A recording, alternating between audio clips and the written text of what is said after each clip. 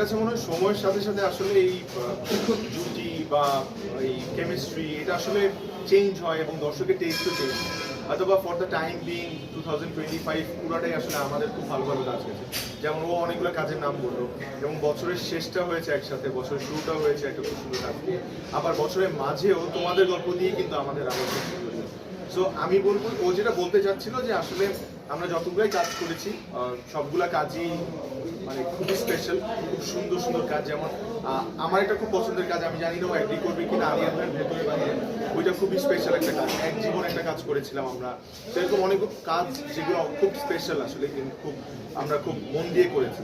আরেকটা জিনিস মনে হয় কি হচ্ছে, একটা জুটি পপুলার তো হওয়াটা আছেই, কিন্তু পপুলারিটিটা ধরে রেখে কাজের মান বজায় রাখাটা খুব ডিফিকাল্ট।